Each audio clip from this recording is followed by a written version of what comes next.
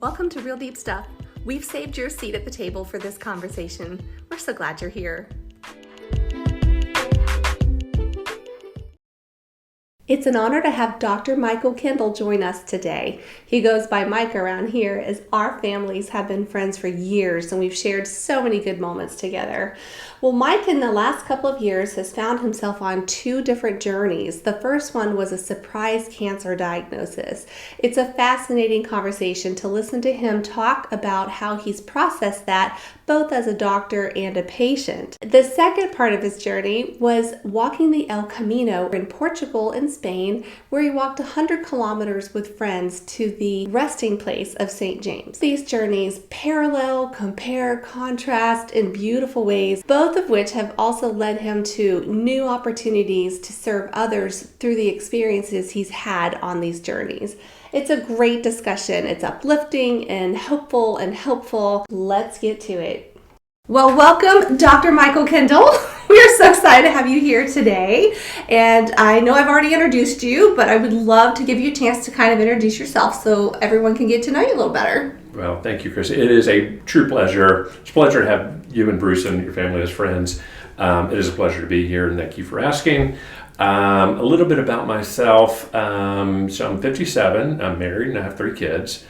I grew up down in Wilmington, North Carolina. Grew up on the coast, and then traveled to Durham and Chapel Hill, where I went to college at Duke, and then medical school at Chapel Hill. My wife and I were together for 6 years, and I like to joke she finally, after 6 years, finally said enough and proposed to me, but I did propose to her. We got married, and our life took us to Ann Arbor, Michigan for internal medicine residency, where I learned to be an internal medicine doctor. And then wanted to come back south and got recruited by a group here in Charlotte, and came back in August of 1995, joined an internal medicine practice, and I started working in private practice for primary care. Along the way, Ann and I have had 3 kids who are now young adults, 26, 23, and 21, all either in school or working here locally. Worked at one hospital system. If folks are from Charlotte, it's the Atrium Hospital System. I did that from 95 through 2018. I looked over at the other hospital system, and I kind of joked the grass wasn't always greener when you look somewhere else. It was a great system to work for, both were. But I moved over to the other hospital system, same role, primary care. Did that from 2018. And I'm now retired but working part-time, and part of that transition from working primary care to where I'm now is, I think, part of what we're going to talk about. Yes. So that's a little bit about me. Awesome. Yeah. Awesome.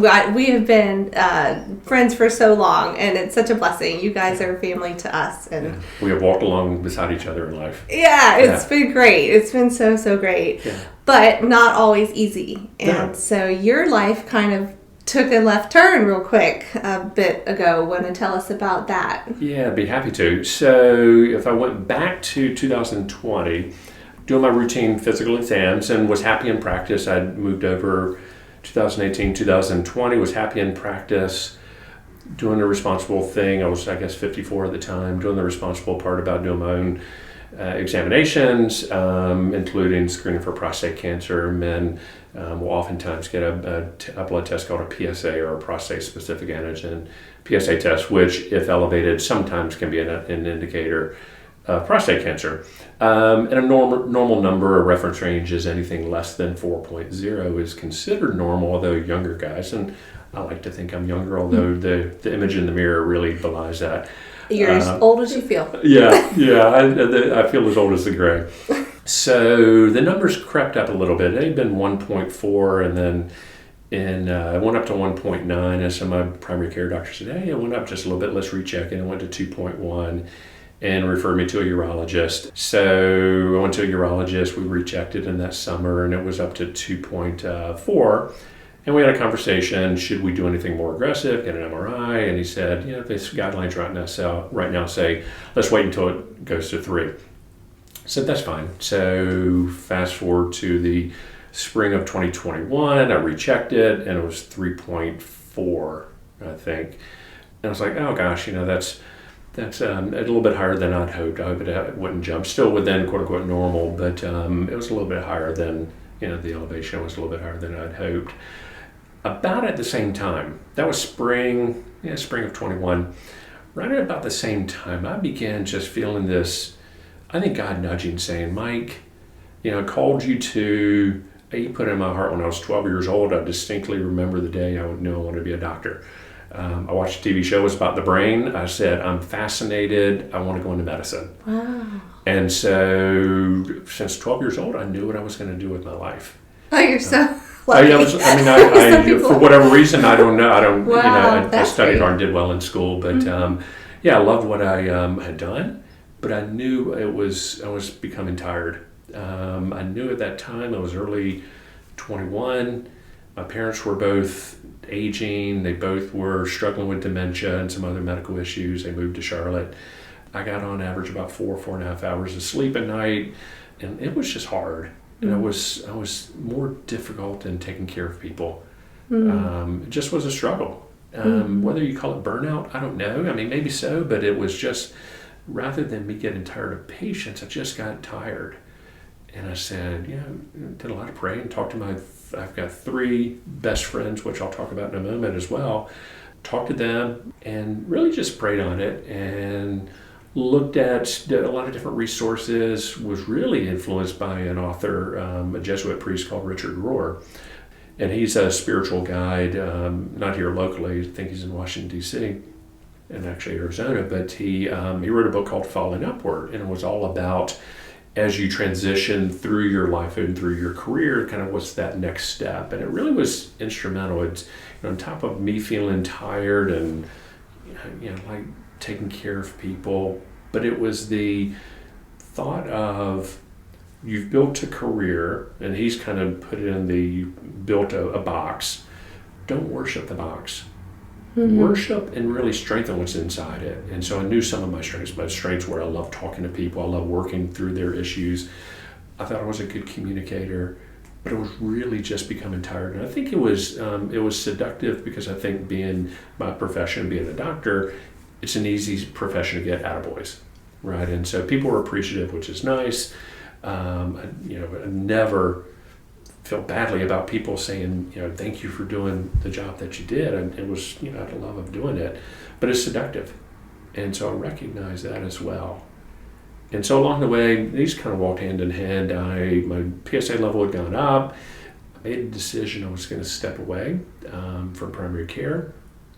I talked to my office manager. She was certainly surprised. I'd only been with the other hospital system for about 3.5 years. And I told her name's Peggy. I said, Peggy, I've got something to tell you. I'm going to step away from my practice. This is probably May or so. I'm going to give you a long runway. I'm going to give you to the end of the year. That way we make arrangements for transition of patients. So right at that time, I said, by the way, my PSA level's up a little bit. I've got to figure out what that means. And so I ended up having an MRI on my prostate. It showed the features of it. There are certain features of prostate cancer, and it said almost certainly you have prostate cancer. And it's right on the edge of the prostate, and so there may be a concern that it spread to the bladder, which wasn't what I really wanted. I wasn't surprised about prostate cancer, but it's like, we'll have to think about that. Consulted a urologist, Dr. Gaston, wonderful job. We chatted. We made the decision, we're going to do a biopsy. We did the biopsy in July, and again, 2021. And it came back positive for prostate cancer. And for those who don't know, prostate cancer typically has a score associated with it called a Gleason score, and it's 6, 7, 8, and 9. The higher the number, the more aggressive. Mine was 7, which is intermediate. But there were some features that, it might be a little bit more aggressive. Told my office manager at that time, hey, I'm going to step away. I'm going to have surgery. We decided on surgery. I'm not sure the emotional capital I'll have at that time to spend on practice. And so I'm going to give you a 90-day notice right now. And that was on July 4. So October 4 was going to be my last day. Had my surgery in mid-August. Took 2 weeks off to recover. Did great. No complications at all with the surgery. He's a fantastic surgeon. Did a wonderful job. Went back to work, preparing with patients to leave. How was that? Was that hard?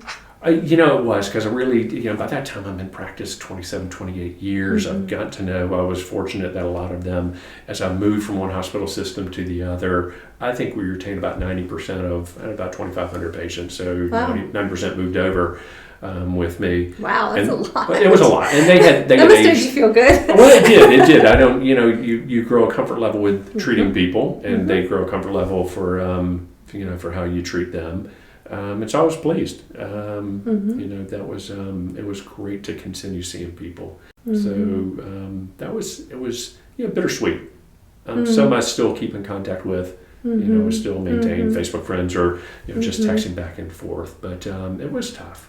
Yeah, not all jobs are so interfacing, so personal. Yeah, it was a relational type job. Yeah. At least in my being as primary care, the beauty of that, and I think the people who do it well make sure it's relational. You're not just making widgets, right? And so you have to have a relationship.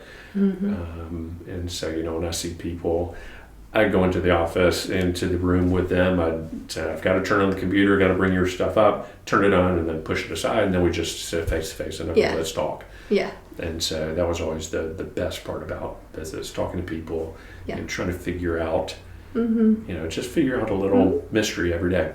Patients love to be heard. Yeah. We want to have a say in our healthcare, and 100% you do. And I will say I won't know about secret, but the thing that really, one of the things that made me love it so much was I was intentional about what am I going to learn from the patient every day.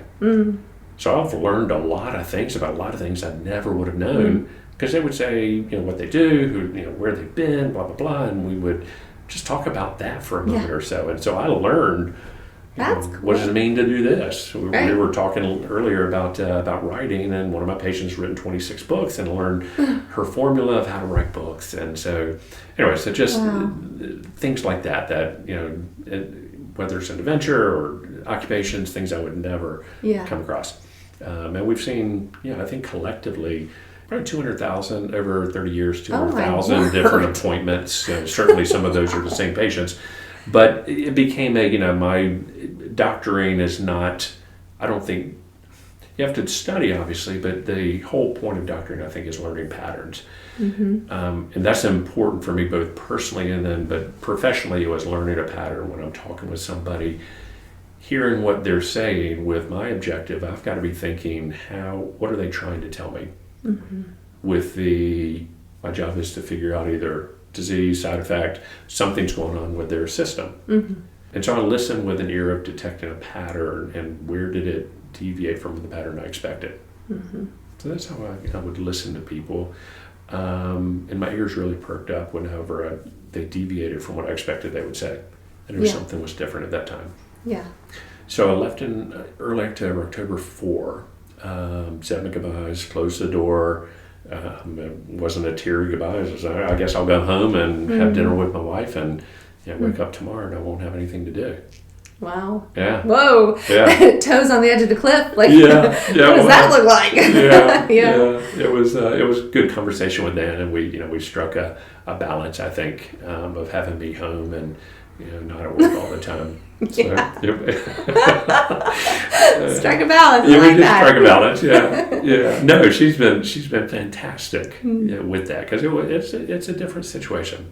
Yeah. So in a span of about, from the time I retired, if that weren't enough, in a span of maybe 2 weeks, I was supposed to get a follow-up PSA level, which was supposed to be 0. It came back 0.5. Talked to an oncologist, and he said, that's not what we were hoping for. We need to make sure your prostate cancer hasn't spread. And the vast majority of people, if they've had cancer that's spread, the PSA level would be certainly over 10, if not over 20. I wasn't expecting anything with that. So he signed me up to do a special scan called a PSMA scan. Not important what it is, just a specific CT scan for prostate cancer. So that blood test came back. My oldest son got engaged. A couple days later, my middle son got into medical school at Chapel Hill. Oh, it's a lot of life change. And then 3 days later, my mom died. So within that time frame, within that probably 9-10 days of October, retirement, still persistent PSA, son engaged, son medical school, and my mom died. So that was a That's lot. a lot. That was a lot. A lot of, they talk about the things that score points on an early death, right? So Yes. moving, change of jobs, all those things that give you points. And if you score over whatever the number might, 70, 80, you got to watch because you're at high risk for something, a stressor in your life. So I had probably about 100, 180. Wow. Whatever. Wow. And so then the special CT scan was done. I chose to do it on my birthday. It was November 8th, and chose to do it on that day, fully expecting everything to be fine when it's my birthday. That's a bold choice. Well, I had the 3 days before I was in a wedding. My best friend was getting remarried, and so was in his wedding. So I couldn't do it on that day, and the next available day was my birthday. So that's fine. It's up in Greensboro. I'll drive up, drive in, drive out. What could happen? So that's a question we should never ask. Yeah, it's like if you reference the movie Stripes back in the day, you and I, Stripes, we drive in, we drive out. What could happen? Yeah. So I came back, went to dinner with Ann and my son and his fiance. Came home, got a little ping on my electronic record. Hey, you've got a new result. Went upstairs, excused myself, and I read the result. It said you've got 2 spots of prostate cancer in your pelvis, which means you have metastatic disease, that's a big game changer.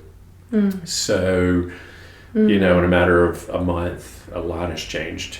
So this is November of 2021. When you got that ping, yeah, what were you think? What was your first thought? Yeah. That's depending on the age of the audience, it's probably not the right words to say. I joke. I was like, oh man, I was just really disappointed. I was but I was disappointed that there's been probably a lot of self-flagellation, a lot of beating myself up, because a year prior, if I'd said, okay, the numbers have crept up a little bit, let's just go ahead and do the MRI, even though that's not what the guidelines say, let's just do that. It probably would have been caught earlier. And so, you beat yourself up, even though it's easy for them to say, no, don't beat yourself up. You didn't do anything wrong. You followed what your doctor said, you followed the guidelines, and there's truth in that. It just was in a bad spot, bad place, and it just happened to have spread. I knew after the surgery, I had the surgery in August, and the doctor coming out had said, oh, it has spread to the bladder. So I knew it had spread some. You're going to have radiation, you're going to recover. So I was prepared for that. But going to the bone is now stage 4B disease, which is the most advanced. And, the toughest part, my son and his fiance went home. I told Ann, we cried. Did you feel like they say that there's, with the big stuff in life, you can fight, you can flight, or you can freeze? Do you think any of those, or a combination of them, was maybe where your head and heart were at that initial shock? Because being a doctor, I think a lot of us lay people are particularly interested in how a doctor thinks about things, because you have a different lens. You know a lot more than we do. So that, I think we all have curious questions about what do the doctors feel when it's them as the patient? Yeah, I think as thinking through as a patient, I was scared. Certainly. I wanted to get a little bit more information on numbers. I'd had plenty of men who had advanced prostate cancer, but I'd men who died of prostate cancer. I didn't freeze. That's not, I don't think, in my nature. It really wasn't a flight. I knew I was going to fight it. I knew I was going to, whatever my oncologist, Dr. Burgess, whatever he said we were going to do, okay, we're going to do that. I called him a couple days later. He's been really, really kind. I had a cell, and he called back, and I told him the results, and he said, well, you've got 4B disease, and I said, Earl, I call him Earl. Earl, the numbers I look at a 5-year interval, 30% of people are alive. So it's the survival rate's not great for that. And he said, well, you've got, the term is called oligometastatic, which means you've got less than 4 spots. I had 2 small little spots. And he said, so that's about 50% at 5 years. So in my mind, okay, it's a flip of the coin in 5 years. Going forward, am I going to be alive or not? But then, I think, well, I just turned 56. I'm youngish, not as old as some of the people. And some of those studies are done in older people who may die of other disease. I don't have any other medical issues. And I thought, well, it still might be. It might be before 5 years. I don't know, but it might not. And so I was prepared to say, okay, what do we want to do? What should we do? And he laid out a plan. He said, we're going to get radiation. which began a couple months later in January through March. We did 37 days of radiation and began given shots that just deplete your body of testosterone. So I get shots every 6 months. I take a tablet, 4 tablets every night. I like to try to put some humor on it as a defense mechanism. So I like playing golf periodically, and have no testosterone. So when I go play golf, I always joke I get hit from the red tees, from the women tees. I don't think it would help my score if I did, but anyway, you try to put a shine a light. Yeah, absolutely. Yeah, my mom always said if you have to laugh or cry, laugh. Yeah. But deep down, I know it. I don't worry about it. But I think about it every day. I think about it so many times during the day. Sure. I'm still not at that point yet of not thinking about it. So, because your mortality is all of a sudden has a seat at the table when normally we're just going about our life. Not really, thinking. Yeah. Part of the decision on retiring, okay, let's make sure financially you put yourself in a good position. And they always, I think, standard of practice is you have to give information when you turn. If you live to 92, and we kind of left anyway. Who's kidding who? I'm not living to 92, and went back and said, when I said not 92, I didn't think I'd have to say I'm not going to make 62 either. So, but that's a reality. So what are some of the steps that you did to help process this news? It's now part of your family life. Again, it has a seat at the table now, this cancer and all of that goes with it. So what are some things that you felt were beneficial that you did to process? Yeah, I think the recognition, one, there's active treatment. Listening to my doctor, I would go into, and I think having read medical studies, maybe certainly a little bit more experience on how to read those and the, some of the nuances to that, but being able to read those and interpret and say, oh, I see where this has this benefit. But it did leave certainly decision making to Earl, Dr. Burgess, and it was, okay, I have faith, and he was not concerned. He wasn't, oh my gosh, we've got a game plan. And the initial one, we're going to try this, we're going to go for the best case scenario. It probably won't work. Those were his words, and I was fine with that. But just recognizing that there's, from a pure medical standpoint, we have advanced, medical science has advanced, so new treatments are all down the road, and there's some treatments that fit men with certain types of prostate cancer that I'm not a candidate for, but there are other things that I have available. So reminding myself of that, reminding my kids of that, when I talk to... Yeah, I was just about to ask you, how did you handle it with your family? Did you feel, as the father and husband, did you feel like, I've got to be this stone wall of strength and this pillar to be I got this and I got you guys too? Or did you more get in the trenches and be I don't know if I got this and we're just going to do it together? Yeah, maybe somewhere in between. I wasn't surprised when each of our 3 kids responded exactly to their character. Right, so we sat down, and I've got a daughter who's 21, I've got a son who's now 26, and my middle one is the medical guy, and he's 23, was probably 21, 22 at the time.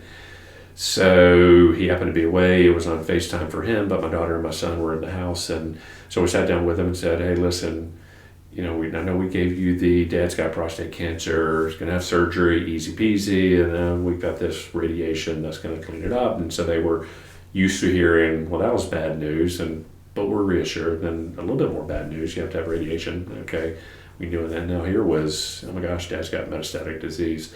And so I think we were upfront. We didn't try to hide anything from them. I think we certainly emphasized, not falsely, the thought that there's hope, and a lot of men live a long time with it. At that time, none were married. Bradley was engaged, and it was Bradley, I'm going to be at your wedding, but I'm going to be at the other two's wedding also. I don't have any doubt about that. And so, knowing that we had a great team, we're in a city that's it's got just advanced medical care here, and all the things that any patient could need, we have available. So emphasize that. My oldest, he completely was, whatever you say, I'm going to go with that. He was at face value. My daughter tends to retreat, and I knew that. She didn't respond much. She opened up over the course of the next week, 2 weeks, then month, and she had to process, and just knew that was likely how she would. And then my middle one, he just is very, emotions are on his sleeve, and he had to hang up 5 minutes. I'm sure he cried. Just really emotional about it. And he called right back. He said, Dad, I've looked up. You've got stage 4B disease. And you got 30% survival at 5 years. And he was already in the medical part of it. I said, well, that's true if you look at all comers, but mine is, maybe a little bit better than that. And so that was the medical part of it. Emotionally, it certainly did push me on my faith of, things are going to be okay. Mm-hmm. Yeah, because I'm thinking, like, to have all the head knowledge and experience that you do, it could either help or hurt when it's you going through it. Yeah, had other diagnoses, unfortunately, things like pancreatic cancer. Mm-hmm. That's got a much more serious or much more difficult prognosis. Mm-hmm. And so we didn't have to have that conversation at all. So, but it also, part of this, and this is way down the list, but part of it was, hey, wait a second, you just retired, and are you going to die and not leave Anne with any, it's stupid, because if we had enough resources for me and her to retire together, there certainly should be enough for just her to retire. Yeah. But it was oh my gosh, I'm failing you if I leave, and you're gonna, she can work, she's smart, and she can find a job, but it was just that emotional, oh my gosh, my health is going to fail her on so many levels. Oh, wow. Yeah. That's hard. Yeah. That's hard to process, and it shows your integrity to want to provide, which is great. I think that's what I have felt called to. That's the arrangement Ann and I had. She raised our kids, and I think maybe a more traditional household where the wife stays home, raises the kids. She had worked as a physician assistant, but decided she wanted to be a mom at home, and did a wonderful job, and I'm thankful she did, and depended on me to earn money. And so that was arrangement. That's how we kind of managed life together. Well, it's funny you talk about past, how your arrangement was bringing the kids up and then looking toward the future. Yeah. So speaking of that, how has your cancer diagnosis changed your perspective of life and time and future purpose? Yeah, so... Is that like fire hosing when you think, is it like when you're sitting alone, is it just all like, wow, like all at once? Yeah, there certainly are days. There are days where I can be maudlin and I can have a pity party, and that gets me no further than just right back where I am, but I can do that. Time, I think, has been clearly different for me. It is an appreciation of today. It is, we're taught in Scripture not to, tomorrow has worries of its own. Just focus on today. One of the things I've done differently in 23, I started carrying a penny in my pocket. I carry one every day. And to me, it's just a marker. Today's penny is worth just as much as tomorrow's and yesterday's. It is given to us as a gift. And so at the end of the day, take my penny out. Have my cup of 365 pennies, and now it's probably 330. I'm going to have another cup that I put it in, and I think about it, I pray about it. I love this. Yeah, so that's something I've done differently this year. I think about a day. I'm involved at my church. We were just discussing, we're reading through the Bible. We're talking about Exodus and Leviticus. We're talking about the day for Hebrews and Jews starts at sundown. Yes. And so to me, when I'm going to bed, it's funny, I was thinking a lot about us talking today, and I was washing my sheets. I just happened to be washing my sheets. Okay. And so I said, I love the feel of when I climb into bed, the feel of clean sheets. It's the best. On the bed is the best. It's the best because they're all nice and tight. Yes. They haven't gotten all 100%. I'm totally with you on that. I had a new visual today of when I climb into bed, it's the beginning of the day. Right, this is not the end of the day. This is the beginning of my new day. Wow. And that feeling of climbing in bed, it's a great feeling, and every day can be a good day. When we talk about what's a good day, what's a bad day, every day is good for the most part. The bad part is how I responded to things that weren't pleasant for me.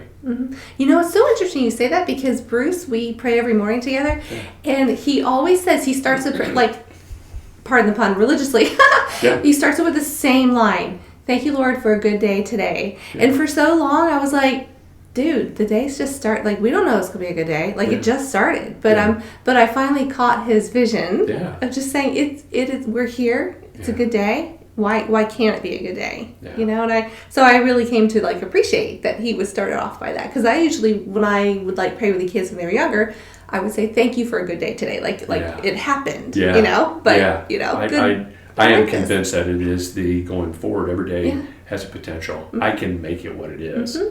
That's right. Yeah. And I know you and I both listen to DAB, Daily Audio Bible. I do. And Brian always says at the beginning of a new week, welcome to a shiny, sparkly new week. It's funny because I haven't listened to it this year. I listened to him last year, and I always kind of peter out about a third of the way through the year.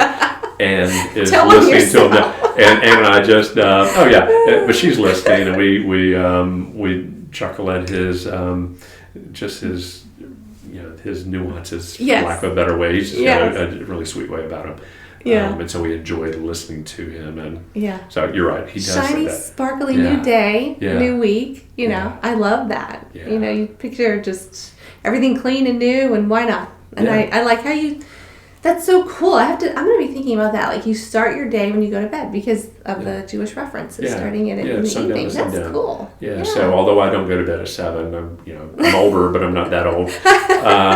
Although we're getting close to it. Yeah, I do. When I sit down, it's like, today's the beginning of a new day, and it's every day is like, it should be like me climbing into bed with new fresh sheets. It's a new day. That's right. Yeah. Why not? Yeah. That's so cool. I'm definitely going to be thinking about both of those things. Yeah. And speaking of like time and purpose, with all of these changes in your life, it looks like you have some new roles now in your life. Yeah. So it was, I retired, and I said, well, certainly I've got half a brain, or at least a quarter of one. I'm in my mid-50s. Certainly I could do something. And I looked at a whole bunch of different things, and I've got my little Indeed feeds, and some of it's just been on what the filters you put into it. I was like, no, couldn't do that, couldn't do that, couldn't do that, couldn't do that. We talked a little bit about things that are just more for fun and self-fulfillment, writing and exploring that. Yeah, which we all need. Which we do need. I am really pleased with that side of my brain. I'm starting to activate that. Because you're writing. I'm definitely writing. Camino, I'm trying to learn to play the guitar. So just cool. Electric or acoustic? Acoustic. Ryan has an old one, and so I'll try that. And I'm way in the early stages. Nice. Knowing a few chords and strum patterns, and so it's a joyful noise. I enjoy it. Does everyone else around you enjoy it? But I really like it, so I have fun doing it. It could be you're not learning the drums or the trumpet, so exactly. Guitar is great. I'll wait till Anne's doing her own thing upstairs or out doing her own thing, and then I'll just kind of strum along That's cool. for all. So doing that and trying to write some.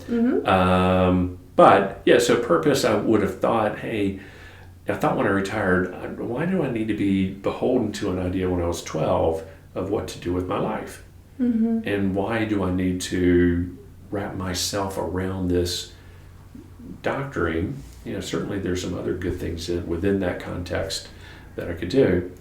And I still think there are, but an opportunity came about.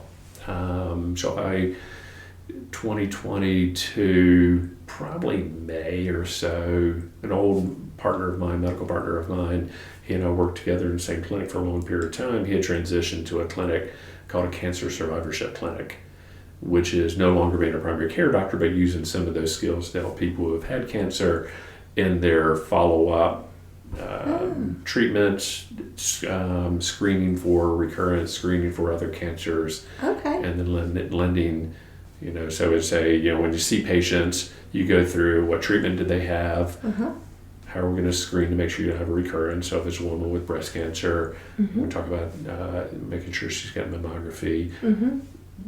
Does her particular, if it's a guy with other cancers, does that put him at risk for other second cancers, whether it's GI, colon cancer, but just going through the, we can't forget about the rest of our body. Right. So making sure that, looking at the treatment that they had and say, well, you got a chemotherapy, for instance, that could affect your heart. Let's make sure we stay on top of that. You had radiation, and that could affect you in certain ways. Wow. So looking at how the ramifications of treatment, how that affects people. And then let's also look at what we do in primary care. Make sure you're up to date on vaccinations. Make sure you're up to date on other your regular medical issues.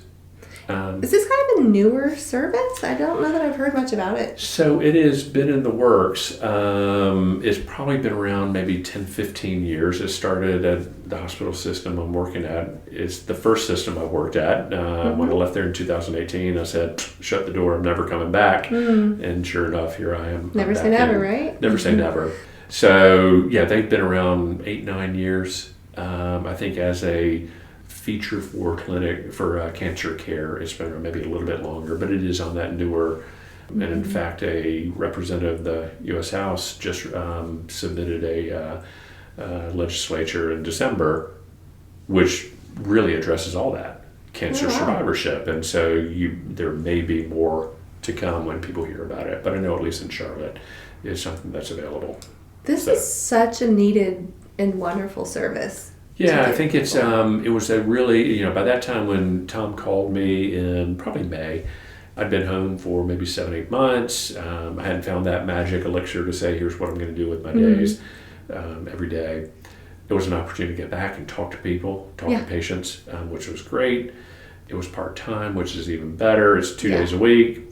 And so it was, and I'm not replacing, I want to be sensitive to my previous role as a primary care doctor. I'm not trying to replace what they do by any stretch. The fact that I think stepping into that, things that I think may help me fit that would be, one, I've been a primary care doctor, and so I know, if you've got a lot of things going on, sometimes things may not draw the attention of your primary care doc.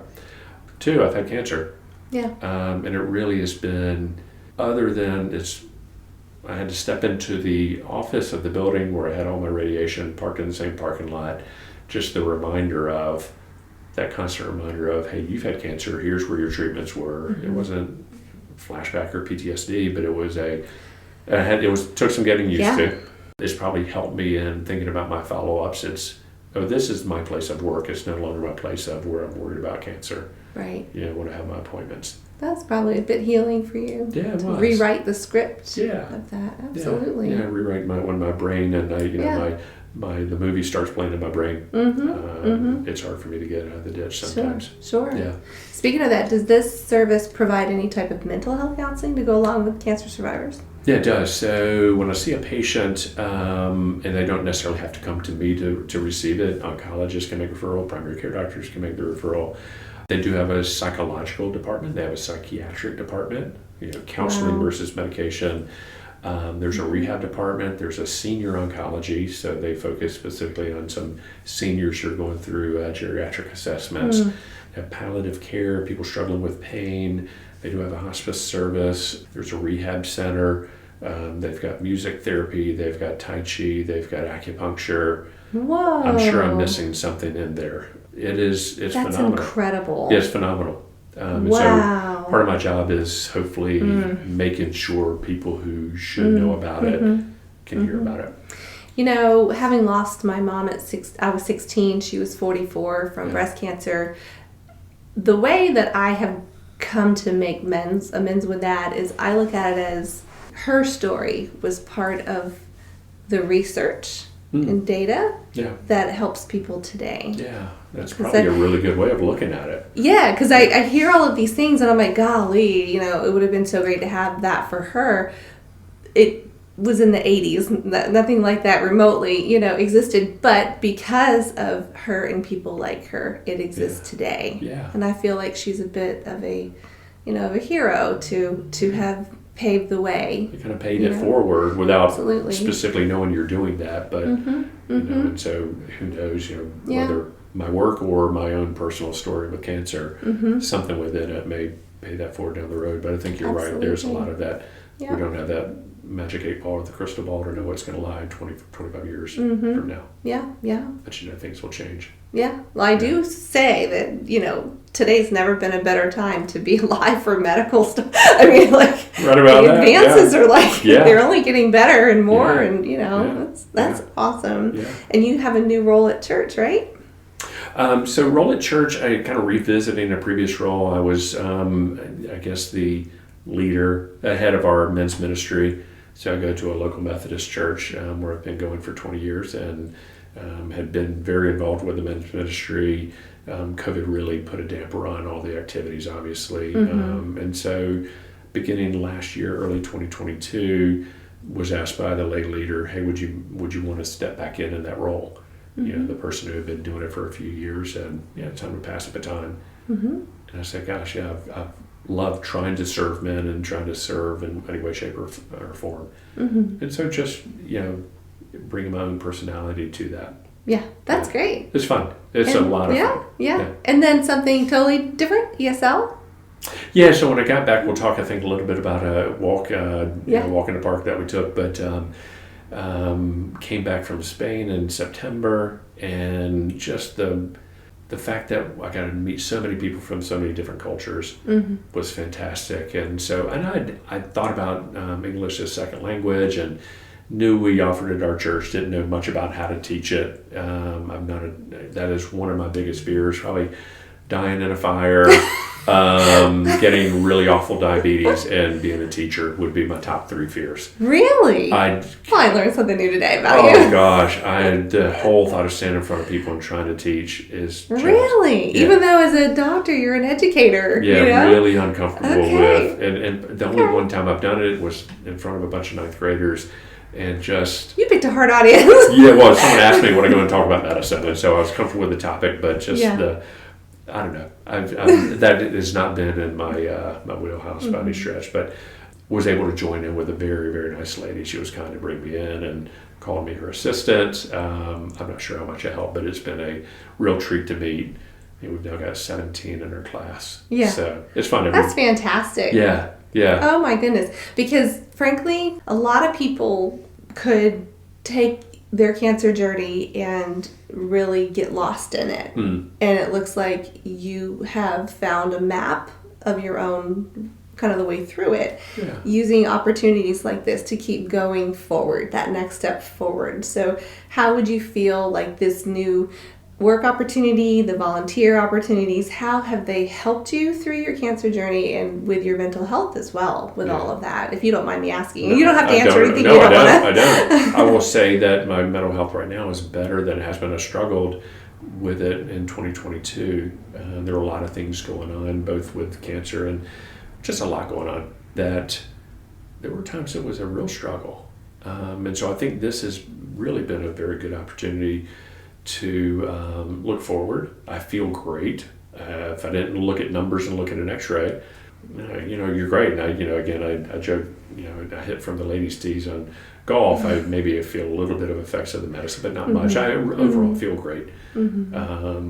So it has been a really good place for a good purpose, and maybe bring in a different perspective or an additional perspective into that workspace that I think is going to benefit others. Oh, completely. I hope so. The fact that you've been there, done that, for lack of a better way to say that. No. For sure. And I feel like when I always tell my kids this, like when we're down, one of the best things that you can do is to go help somebody else. Yeah. I mean, it's a win-win for both. Yeah. And I just feel like when they're having a bad day, I'm like, go do something nice for somebody. And I tell myself that too, and I think it helps. Well, it's funny because I think I shared this with you, but we'll talk about walking the Camino. But on that walk, leading up to that, and your audience may know the Camino, but if they don't, it's simply a pilgrimage that you walk into a city in northwest Spain called Santiago de Compostela, and people use it as a spiritual journey. They use it for simply exercise and reconnecting with friends.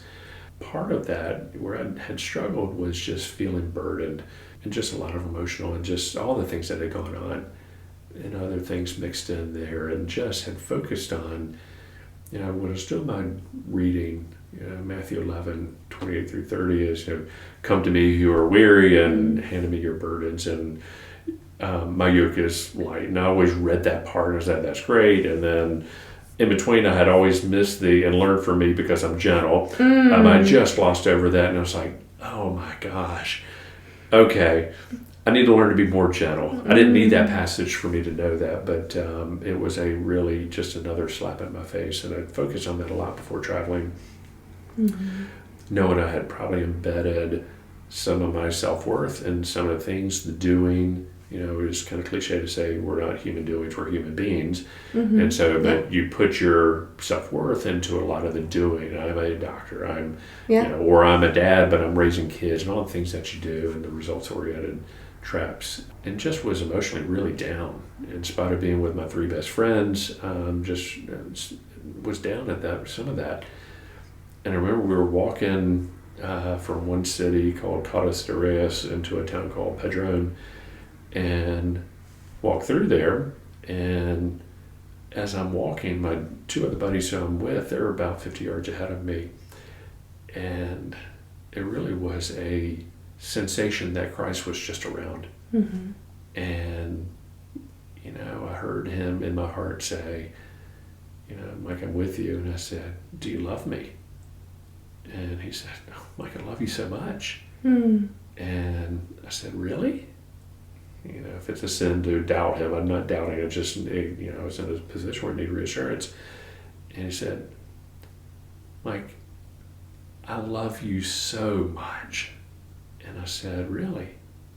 He said, Mike, I've loved you from before you were born, as you were in your mom's womb, every day of your life, and I'll love you for here on out. I'll love you so much for every day. And I just started crying as I'm walking. And I said, gosh, there are times when I can get into a deep hole of thoughts about a lot of different things in my life. I'd love to hear that.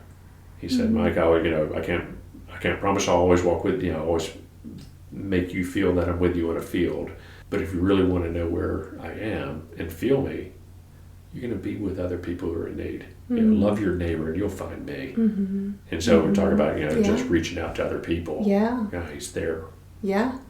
So sorry for the sidetrack, but that is not talking at all. about telling your kids and working with other people. Absolutely. So that was a big emotional lesson going forward as well. Yeah, sure. And speaking of the El Camino, you decided to do this with your friends before your diagnosis, or during, or after, or what point did you go, I know I've got cancer, but I'm going to do this too? Yeah, so I've got 3 men who are my best. I call them my boyfriends. Someone told me I should call them my friend boys. But guys, I have been, if you want to say accountability partners, we meet every Friday. I met with them this morning. We meet every Friday for about an hour, and we walk through life together and our struggles, and we each have our own little paths. And we've doing it, one fellow I've been with for 20 years now, the others for about 10. And right after my cancer surgery in 21, one of the guys, his name's Rich says, I know what we need to do. We need to do the Camino. And we're like, what the world is that? And so we quickly learned what it was. I had not heard of it. And so it's probably September, October of 2021 that we would go in September of 2022. So we prepared emotionally, spiritually, physically. You read a book, right? I did, yeah. There's an important book. It was called The Art of Pilgrimage by an author, Phil Costano, and the 4 of us read it together. We read other books, but that was probably the one that was most impactful. And it talked about the longing. You feel the longing, whether it's a spiritual longing or just knowing that I need to recenter. I need to get back to visiting who I'm supposed to be and feeling that call. And just that preparation of, I need to get away from everything that's surrounding me now. I need to put myself in silence. I need to put myself in solitude and need to find out more about who I am.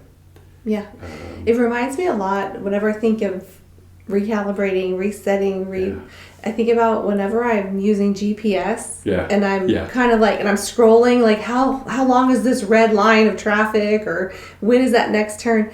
And then you can hit that recenter button. It just goes, zoop, it puts you right back to where you are. That's how I look at how nice it is to have opportunities that we have to really carve out and make, because life's not just going to, hand them to you as a gift. You have to say, not. I got to do this. And we're all fortunate enough financially to be in a position where we can afford it, and One of the fellows is my pastor. The other works for a bank, and he had some time available. The other is retired. So we were all in a position where we had that opportunity to do it. It's interesting that y'all went together, because I was reading on the internet. It's a blog called Hike the Way, and it said that there's top 5 reasons for people who walk the Camino de Santiago. Yeah. So the El Camino, I guess.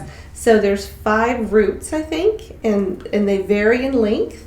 Like the longest one is like 800 miles. Yeah. So I think there are even more than 5, but there are 5 very common ones. The longest is it's from the French Pyrenees Mountains and goes to Santiago, which is either 800 miles or kilometers. Nonetheless, it's a long way. And there's another northern Spain path. There are 2 very commonly travel paths in Portugal. We took the coastal, started in Portugal and walked up the coast of Spain.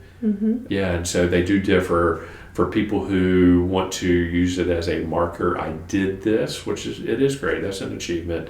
There's a certificate that you can get in the Church of St. James, and you had to have traveled at least 100 kilometers or on your bike for 200 kilometers. We ended up walking 163 kilometers, which is 100 miles. Yeah. And we did that over a week's time.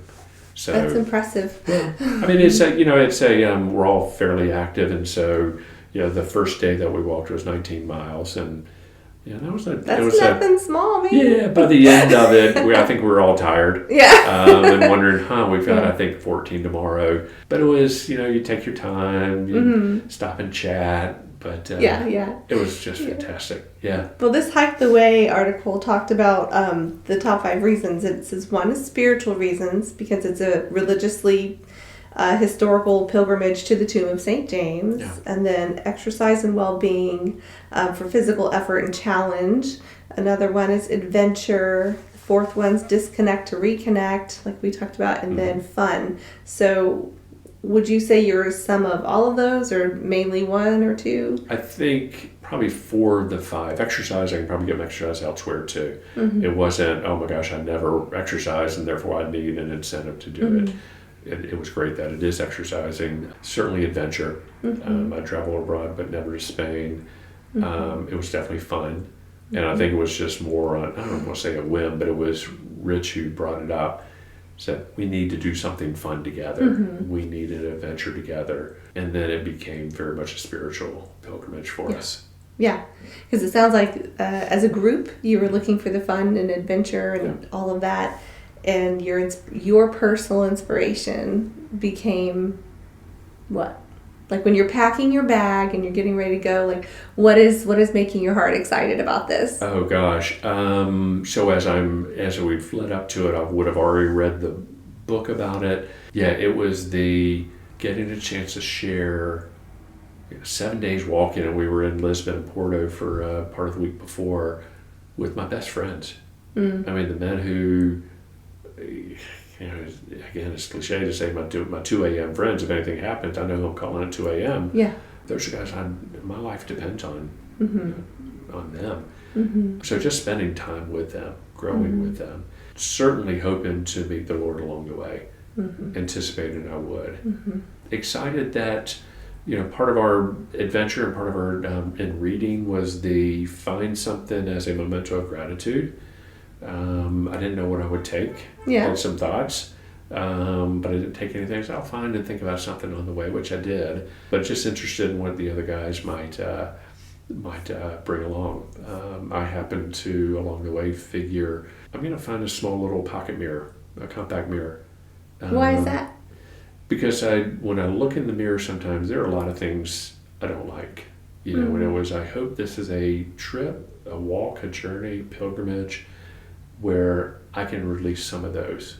And so it's just that self-reflection that I'm looking at. It's like, there's some things I need to get rid of. Symbolically. Looking at your face. Yeah. So that was mine, and I was excited to find it. Went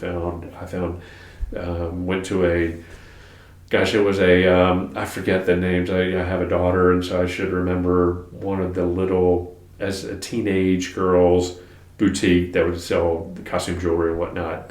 Claire's boutique, I think. There's Claire's. Yeah, there was Claire's. It was just like that, but we happened to be in whichever. Sounds like there's not eclairs there, right? No, there was not. It was the Algarda, Spain's version of Claire's. So I bought that. One of my buddies, Rich, decided he was going to bring a sunflower. And it was a reflection of, and he brought sunflower seeds with him. And his idea was, I'm going to plant seeds along the way, and I'm going to find a flower. And so it's that journey of from seed to flower, that maturation. Oh, that's beautiful. And just that beautiful, and I'm leaving something behind that'll be a beauty as well. Yeah, for the next sojourner. Yeah. It's very cool. And so on the last day, the 7th day that we're walking, or the 8th day that we're walking, so we're wake up and we haven't found any sunflowers. And there are little markers along the way in the Camino. There's a little scallop shell, and it has below it on the little marker, it'll say how many kilometers you're away. We got to be 6 kilometers. We still haven't found. Rich, like my other friend Kyle said, we're going to find a flower store. Nope, we're going to find one on the way. We make a turn, and there's a little path that we're walking down. Little house on the right. The woman's outside, and she has a sunflower garden to the left. No. And we just say, I knew we'd find one. Wow. He speaks a little broken Spanish, and she speaks only Spanish, but he was able to convey, can I have one of your sunflowers? Wow. Got it. And that's great. So we got it. We walked into Santiago, found the Church of St. James. We take a tour, and at the bottom, in the crypts, there's the where St. James supposedly is buried, and I left my mirror, and he left his sunflower. Really? And just left it right at at that altar. Is that what people do? I didn't see a whole lot of it. No, yeah. I was a little. So that's special. Then. A little surprised. Yeah. So it was. Wow. Yeah, so that was. I'm glad I brought to the altar, if you will. Yeah. What I did, and Rich, I know, was very pleased that God's faithfulness of knowing that He's going to provide. He always does. And He provided sunflowers, the only one we saw along the way. Yeah. So you left, the only one you found on the way. Wow, that's 163 kilometers, and I got down to 6 kilometers. He's like, I know we're going to find one, and sure enough, we did. Wow. Yeah. So you left your mirror. Yeah. Did you leave the things that went with the mirror? Do you feel like you came home a little lighter? I hope, that might be a question better answered by my family, friends. Okay. I think it was the hope to be more gentle. Which I think I am. I feel more gentle. I feel more grounded.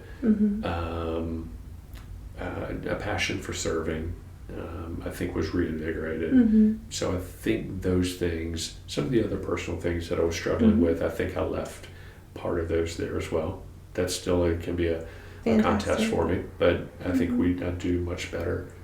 At we all have stuff, and I think I left some of it back there. I brought some back. Yeah. Sounds like you really grew from it. I hope so. What would be I'm thinking what's the most challenging or unexpected moment that you had? Because those are a lot of growth points. It's usually, not growth doesn't happen a whole lot in the comfort. Yeah. There was a part of that book also reminded, hey, things are going to go wrong, and be prepared for that. Sure. And so the 3 men and myself, as we were sitting in Portugal, getting ready, one of the fellas had been in Europe for the week before visiting his daughter who's studying abroad. And as we're sitting in Porto, he'd had a stomach bug that just continued, and he had to go home. Oh. And so we prepared for a year, and he couldn't make the trip with us. And again, you try to make a light of it and say, well, it just means we're going to have to go back. Which we will, which we will, but it was very disappointing for him, and we were disappointed for him. And after a year of planning it. Yeah. That stinks. So that part was something, the recognition of being in direct community with your friends 24/7, I'm sure provided them a challenge for being around me. I think we all learn our little, I like the word nuances as a euphemism. We learn the things about people that you don't pick up on seeing them once a week for an hour. Right. They're like, well, that's interesting. Just different ways of doing things, and it's all good. When you're living together. All good. Yeah, that's all good. So it wasn't as much of a challenge. It was just more interesting. Yeah. Physically, maybe challenging, particularly the first day.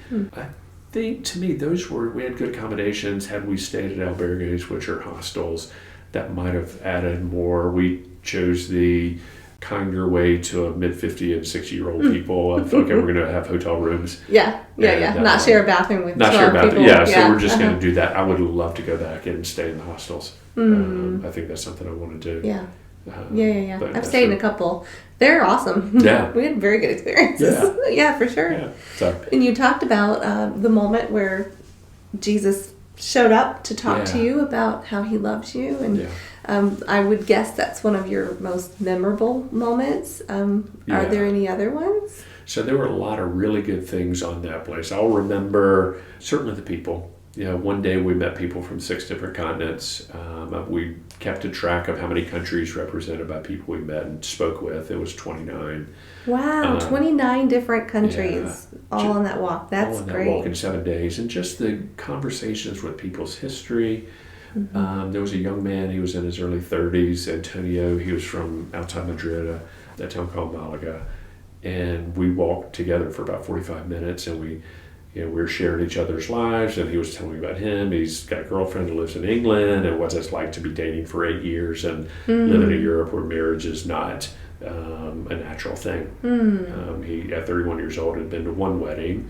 My son's 25 at that time and had been to probably 15 weddings, including being in 5 of them. And so just different ways about it. And we talked about faith. He happened to be walking with his parents and reconnecting with them. He had changed from a career in engineering and was in drama. His brother's an opera singer. So just learning about different people. And then he asked me, he said, well, tell me about you. And I told him my story. He asked about faith, and he said he was raised, as he said, Catholic. And he asked about me. I said, well, I'm Protestant. He said, well, tell me about you Protestants. You guys do things, you talk a lot about your works, doing things for people. And we had been focusing on the book of James because we're going to the St. James. Santiago means St. James in Spanish. And I said, well, it's interesting. We're going to St. James. The book of James in the Bible talks about, faith without works is dead. But when we do works, it's not works out of gaining salvation. It's our works as just the Holy Spirit working through us. So that was a really good conversation with that. Just the beauty of the place. It was one day I tried to pick a theme every day of something I'd focus on. One day was just taking pictures of all the different flowers and trees, and just the beauty of the place was spectacular. But the whole experience of the food and the culture was great. The people were great. Yeah, it just was. I try not to. I want to be intentional about not worshiping that trip. Because if we go again, it'll be a completely different trip. Yeah. It reminds me, thinking about cancer and talking to people. I've had my own journey, but it's my journey. And other people, they have their own journey. I've got to learn. One of the things I think I do better in coming back, so I could listen to people being a doctor. Okay, let me hear you and with a ear for how is that going to help me with your problem. But being present more in just conversations, I think I grew in that. I had a call from my college roommate. We're roommates for a couple of years, and we stay in touch periodically every year or so. He's got 3 kids. He's a year younger. He called me on last Tuesday, a week and a half ago, and he said, I've got esophageal cancer. Oh, no. Yeah. I'm and sorry. So he texted it to me, and I said, do you have time for a call? And he said he did. And so we talked about 20 minutes, and just that lesson of being present for somebody, knowing the fear, at least I experienced the fear, knowing that esophageal cancer, his dad had died of a very similar cancer of his stomach, knowing that overlay, he's got 3 daughters, the unknown, he had not had a scan yet at that time. Knowing that in similar fashion, albeit a different mechanism, I had a blood test that I could have responded to.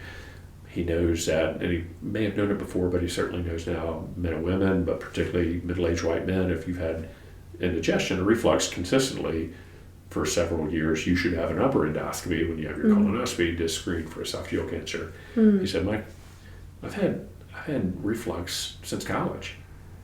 And I said, well, I don't know if this will resonate with you. I know for me, I did a lot of beating myself up over not acting more quickly or doing something different. With the benefit of a retrospectoscope and looking in the rearview mirror, I could say, yeah, if I'd only done that, And I suspect that some days you may be thinking, particularly if the scans don't turn out well, gosh, if I'd only. And I said, you can go down that path, but you're going to go down a rabbit hole, and when you come back up, you're right back where you are now. Yeah, that's true. So just trying to relay some of that, and I think better at listening, things that I might say and things that might matter to me might not matter to somebody else, and how they might respond to what their needs are, and trying to just be present for them. I think I'm better at listening to people. Yeah, absolutely. Yeah. On that note, like, what advice would you give family and friends of someone battling cancer? Like, are there things, just because of your own journey and experience, the do's and don'ts of like what to say or not say, or timing, or doing? So to me, I think I'm never, it does not bother me for people to bring it up. I'm hardwired that way, where I tend to be a little bit more extroverted. I tend to be a little bit more transparent than maybe your average person, but I'm fine when people do it. It warms me to hear people ask, not just at a time where we happen to run into each other. Oh yeah, how's your cancer doing? Intentional. Being intentional at reaching out. To me, it just shows their heart. That you're on their mind. Yeah. Just being nice, just thinking about people.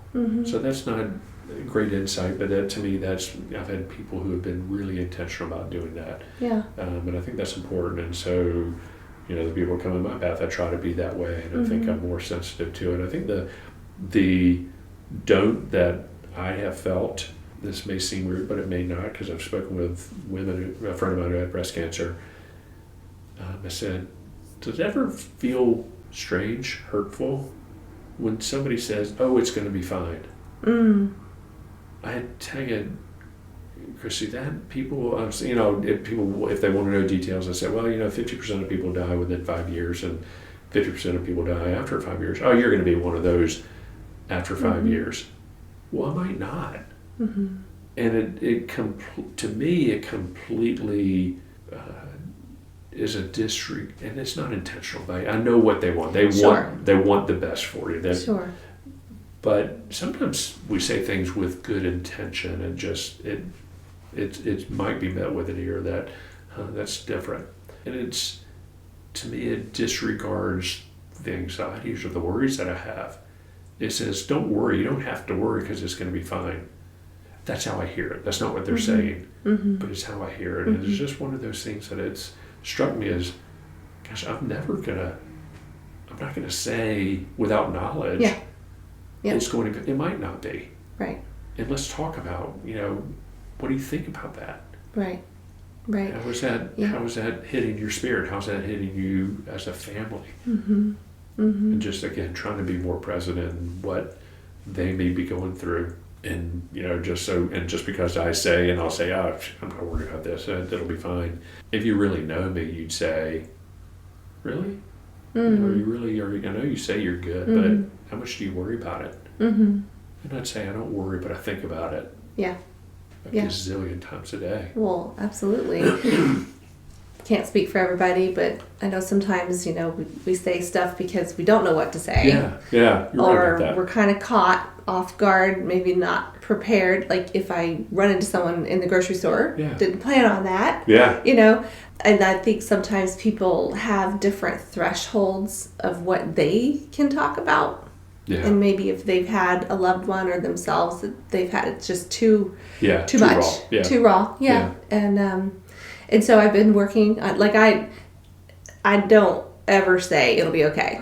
Because what do I know? Yeah. Yeah. I wonder if it's better to say nothing at all than that. What is your thought? Yeah, to me, I would maybe receive it or hear it better if somebody didn't say anything and say, when you're open to it, I'd love to sit down and hear how you're managing that. It's funny you say that, because I have a new what's the word? A new way I approach what I call convenient questions or convenient conversations. Things that you didn't expect, a conversation you didn't expect to have. Yeah. Whether you see someone passing in the street or, at wherever. And even just coming out of a movie theater or whatever, you're like, oh, hey, I don't like the convenient questions. How's it going? Yeah. Or they'll, even if they know a little bit, they'll say like, well, how's this? And so I've been practicing something, and Bruce actually noticed it, and he was like, I saw what you did there. Yeah. And so what I'm starting to say is, I really appreciate you asking. It's kind of complicated, and I know this probably isn't like the right time for this, but I'd love to get together if you want to catch up. I'd love to hear how it's going with you. I'd love to fill you in on how it's going with us or me or whatever, and I would love that if you're up to it or have time. Yeah. And in that way, it's like the person gets to ask that kind of like obligatory, like, I know I should probably ask about this. Sure. But maybe there's 30 seconds, or maybe I don't really want to know the answer. I don't know what to do with the answer, or what, I don't know what I'm going to say if he says something to me. Like, all of that anxiety, that kind of locks us down. So instead, just kind of like, I'm gently just saying, I really appreciate you asking, and I would love to talk about it. Do you have time this week? Yeah, and perfect. That's perfect. Just because helpful. It allows it just it makes space for whatever the topic might be, what that deserves, right? Yeah. And so the other hand, if somebody says, if somebody tells you something, if somebody tells me something, I'd like to think I'd say, gosh, I'm sorry for you and whatever hurt it might be causing you. I'm sorry, I don't have right now time to devote to the what needs to be talked about. Yeah. Can we make time for that? Yeah. It's funny you're talking about just the kind of the silly questions, or hey, how you doing? One of the things I've learned or witnessed and brought back, and I do this regularly. When we were walking, my buddy Rich, he would say, "Hey, how are you?" We'd be walking by somebody, either they're passing us or passing them. Or we see them in a hotel, "Hey, how are you doing?" And they say, I'm doing well. Or, "I'm fine." He'd say, "I'm really happy that you're doing well." And it was just given just a recognition. I heard you, and I'm happy for you. Yeah. And I was like, that was a really sweet way of saying it, with maybe a little bit underneath the layers of just kind of, superficiality of just saying, I see you as a person. I'm happy for you. We might not cross paths again. Yeah. At least on our walk, we might or might not. Yeah. But it was a really sweet way of just interacting, a very very brief interaction with people. Would you say it's fair to say that sometimes if someone has good intentions, that maybe it's not the best time for that question? So, for instance, I've come to the recent realization that it's not always a good time to bring something up, again, the convenient conversation, just because someone's standing in front of you. It's like, okay, wait a minute, I probably think we're going to be talking for like 3 minutes here. But they just went right to the bullseye out of genuine concern. But then this means I opened that box in my heart, and I now have 2.5 minutes to talk about like the most sensitive or whatever it is going on, emotional, whatever. And it's like you start to pour your heart out, and then that window of time, it goes away. And then I'm left there standing like, well, I feel awful now. Like now how do I put all this back in the box? And like it's hard. So I'm kind of really trying to now avoid that when I see people that I'm genuinely happy to see, instead of going in for the kill. Instead I'm like, gosh, it's really good to see you. I would love to catch up. I'm sure we have a lot to talk about. I think that's a really good way. If somebody comes, I'd like to have my 30-second elevator speech prepared of, if somebody comes right to the heart of, how are you doing? I know you have metastatic cancer, how are things going? And I'm on my way doing something, they are, we're just passing it. There's a little, there's, as every journey is, that's got a lot of layers to it. In short, I'm doing well, I feel well, but let's grab lunch sometime, because it's been a while since we've caught up. Yeah. Because either the giver or the receiver just may not. And if someone's asking out of just kindness and concern, but maybe not thinking we're going to go 10 levels down, an over answer might be like, whoa, Yeah.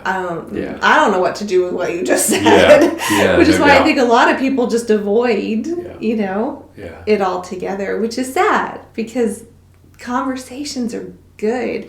Yeah. With this new approach I'm having, by saying, I'd really rather not text about it, or I'd love to talk more, but it's kind of complicated. Could we? I've had like 4 different amazing like one-on-ones in the last like week and a half. Yeah. Oh, that's great. Just because of these spontaneous people I saw. Yeah. And I have valued and treasured that time with them now. One of them was just today. She brought breakfast over to the house, and we sat on the back porch and just sat together and like had deep and meaningful conversation.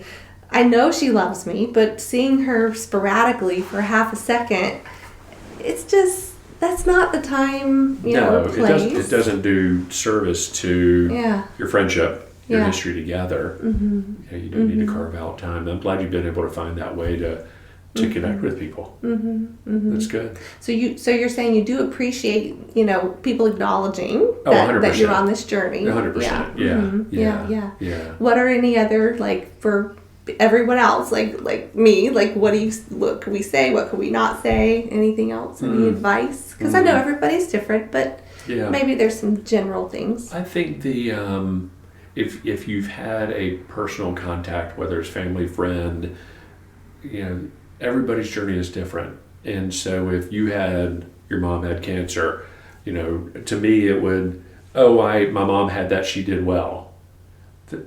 To me, that's not offered me anything in how I'm approaching it. Right. And so again, that may be really, really simplistic, but it's be mindful of, just because you have something in your past doesn't mean it'll necessarily apply to that. And just say, to me it would be, I've had some experience with that. I'd mention how you're going to approach it. Do you feel like if someone says that, it kind of hijacks it, like a little bit, like from you, like, okay, now we're going to talk about me? Yeah, I think maybe some of that hijacking, or again, not allowing for the space to say, it's kind of the same if somebody says, you're going to do fine.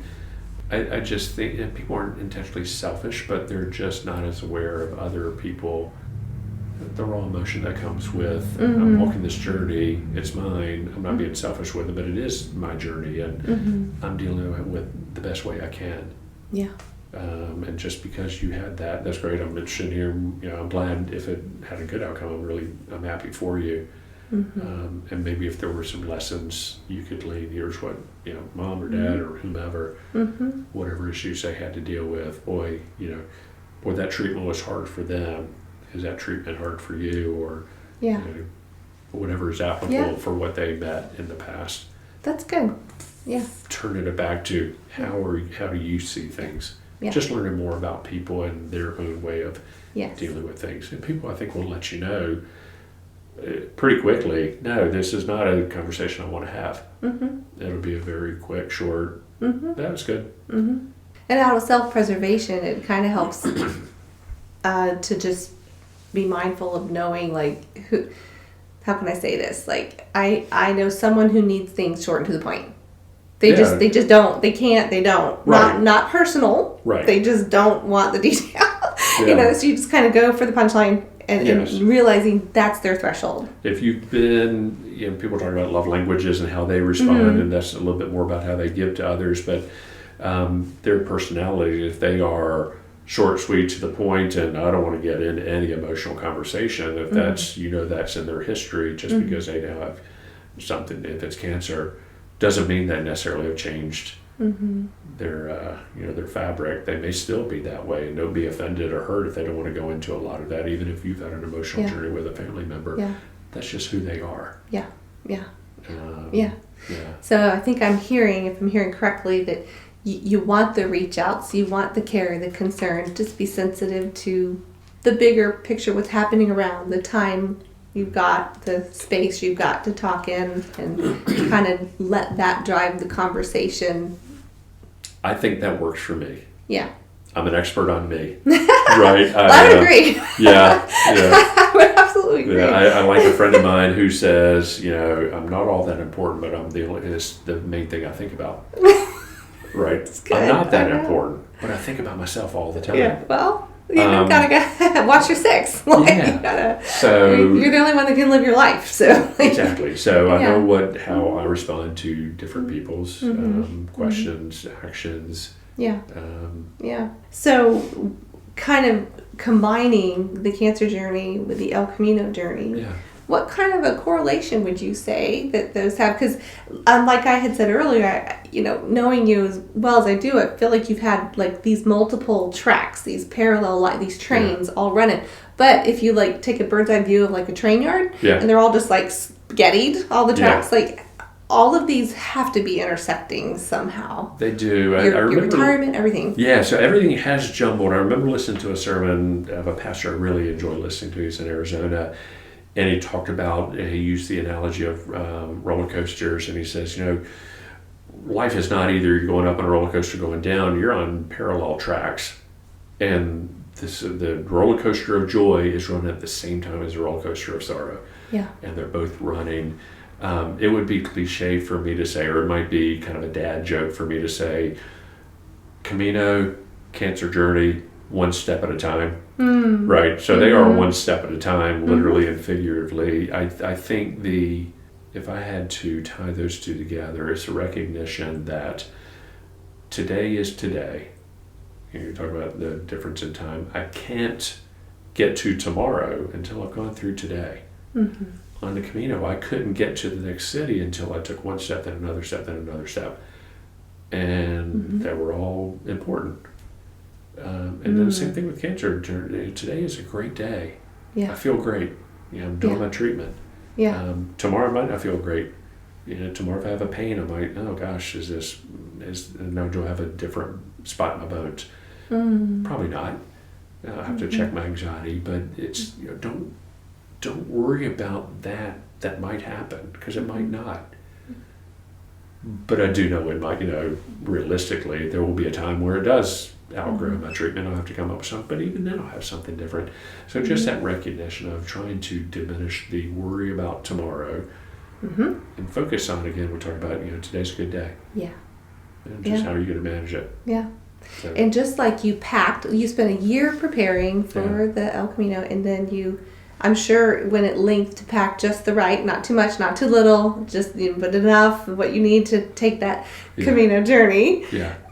What would you say to someone that's thinking ahead? Maybe they're a few steps behind you in your cancer, like maybe they're just starting. So what kind of a bag would you recommend that they pack for their mental health, their emotional health, their physical? I'd want to know them, certainly, how they deal with problems. I would say don't be afraid to lean on your friends, your family, your spouse, if you have one. Don't be afraid to whine to somebody you're really close to and let them know when you're hurting. Again, as best you can, pack light, and by that I would mean don't carry those burdens of worry. Try to be mindful of that. Try to focus on taking a small bite out of a large picture and just try to manage that. I worry more about, when am I going to be here? Did I do and wrong by not providing for? I don't think so. Kids, will I see their weddings? I think so. Will I be here 20 years? I hope so. Might not, but I hope so. My thought of, okay, well, I'm going to live out the rest of my life, and then I'm going to go to heaven. And there have been times I know I've fallen into a trap. Okay, and then my everlasting life starts. Mine started 20 years ago. I answered Christ and I said yes. That's when my everlasting life started. Wow. And so when I get to whatever this end is, it'll be a transition to a different state, a different purpose. My purpose here is to love him and love my neighbor, and so trying to do the best I can with that. When I pass into heaven, it won't be necessarily helping my neighbor. We'll all be full of joy. So, but there's no reason I can't think I have everlasting life now. Yeah. And it's real. Absolutely. So yeah. So then we've talked about what someone could pack in their cancer journey backpack. If it's inevitably happens in our house, we get out the little luggage carrier, weigher thing, scale, whatever. And Bruce was packing for a trip. He's like, I'm 4 pounds over. Yeah. So we had to choose something to take out. So what some ideas of what to take out if the bag's a little heavy for someone starting or for cancer? Uh-huh. I don't know. That's a really good question. I don't know if it's there's knowledge is good. That's a quote from Animal House. Knowledge is power from Schoolhouse Rocks is one of my favorite. I like Animal House a whole lot better. Knowledge is good. So knowledge is good. And so I think the delving deeper and deeper into, particularly if you don't have a medical background, delving deeper and deeper into the kind of what ifs of your particular diagnosis of studies that may not be exactly what you have. And start to try to glean from those scenarios, situations, prognoses that may not fit you. Have conversations if you want to delve more into, talk to your doctor. I think that would be, try to check that. So the self-education. Yeah, I'm not saying don't do it, but don't get so, oh my gosh, it's going to be bad because I've read this. I think I have where I've grown probably, and I think I'm glad I've been able to take that out of my suitcases, just being less irritable with things that of this world.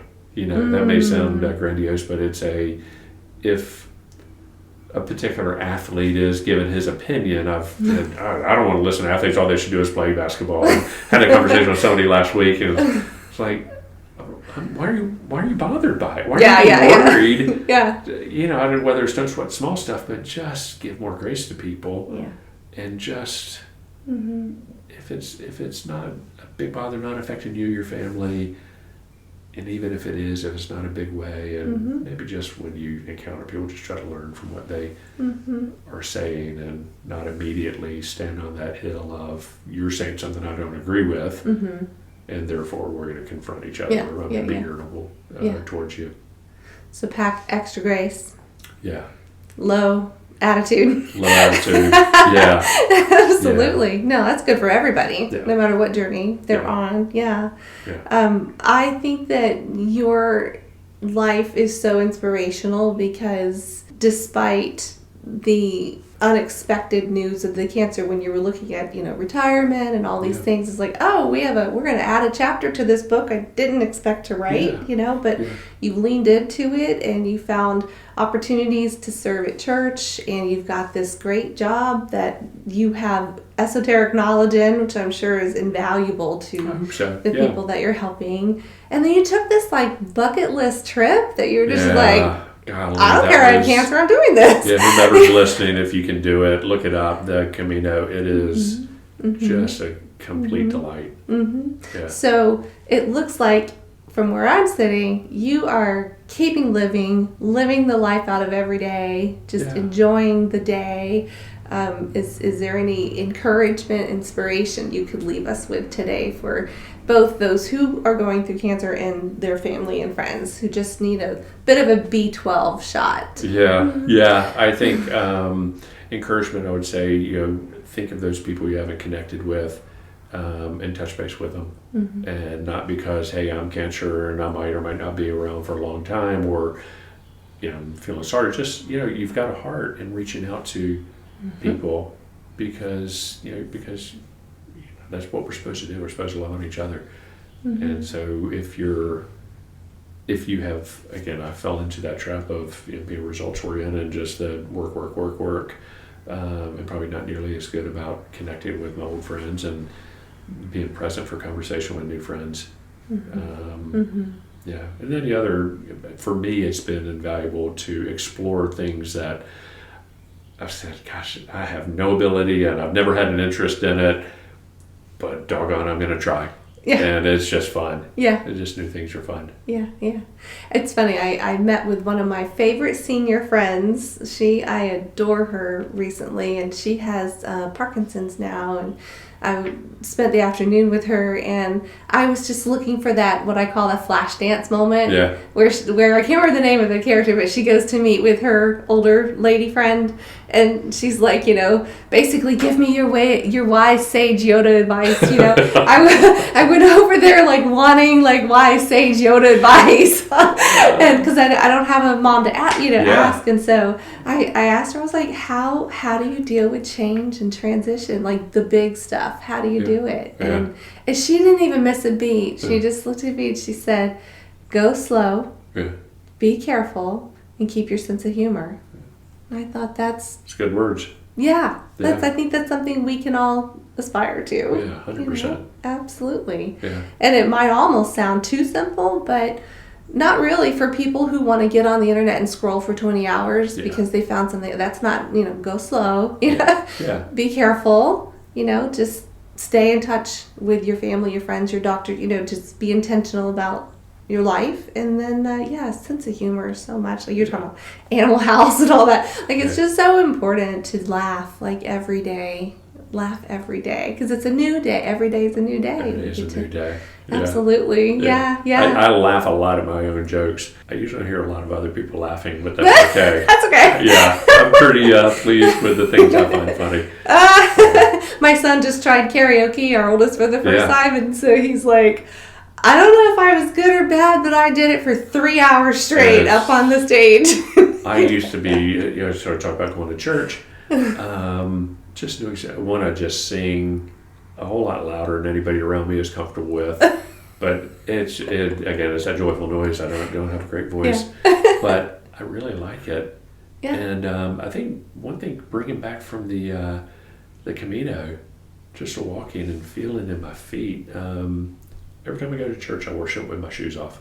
I take my shoes off because I remember long ago thinking, when Moses met God, he took his shoes off. That's holy ground. Mm-hmm. And now it's just natural for me. I walk in worship, take my shoes off, and I'm in my socks. And it's just, I can sense a different part of worship, just a different sense that I have, a different part of my body. Wow. Yeah, so it reminds me, this is a holy place. And so it's a new experience. So being open to new experiences, it sounds 100%. like that's been life-changing for you. It has been, Worship-changing for you. Yeah. Wow. Well, I think you're doing great. Thank you. I am just always impressed to hear what you're up to next. And you're kind. I hear that you hope to go back and do another route or the same. Yeah, it depends on if our buddy who his tummy was upset. We had a conversation a couple weeks ago. Tell me what your work schedule looked like. Are we going to go this year? I don't think it's going to work this year, but at some point we will. Yeah. And that's good advice for all of us because seriously, none of us know, what's going to happen. So we got to keep making those dreams and plans and working the plan. Just keep doing it. Yeah. Enjoy this life. Something to put on your heart. If it's within reason, just do it. Just do it. Yeah. Thank you so much for your time today. Thanks for sharing your home and this time to chat. This was great. It feels like old hat, exactly. I was trying to count back how many years. I don't know. I think we're going on like 14 years or something with our families. Yeah, I think back when how old our kids were. At least Bradley's 26 now, and he was, I think, younger than 12. Yeah. When we met. Yeah. So it's been at least 14. It's long enough where we call each other dear friends and family. Yep, your kids are like my kids. Yeah. And, just love them to death and love you guys and very partial to your wife. Well, she's my sister from another mister. Yeah. And I cannot wait to hear about what crazy adventure you have on the horizon. Sounds good. I cannot wait because it's going to be good. I don't know how you top the Camino, but I know that you will find a way. We're talking about a trip coming up in September. We hope that'll be a good time. Fantastic. And I'll be the first reader of your book. I want to see that. I appreciate it. You might need to set aside time in 2025 or something like that. The first time I'm progressing. Yep, and we'll have a big bonfire and you can be the guitar player with the s'mores. It'll be great. We'll see how that works out. Read it with a kind heart and gentle word. Joyful noise. Joyful noise, yeah. Thanks again, Mike. It's You're been welcome. so fun. It has been fun. I've enjoyed it. Thanks for sharing all of your experience, both on the trail, off the trail, with all of your journey. Not everybody would sit and do this, and we just appreciate it because there's a lot of people that need to know, they're not the only ones, and community, even virtual, is wonderful. It's a blessing. So Well, thanks for being a big it. part of that. Since I had a kid who worked at Chick-fil-A, I'll say my pleasure. There you go. See you next time. The information provided in this podcast is for educational and informational purposes only. It should not be construed as medical advice or a substitute for medical advice. Thanks again for listening to Real Deep Stuff. Follow and subscribe to save your seat at the table for the next conversation. Also, check out our Facebook page to continue the conversation on today's topic. We'll see you there.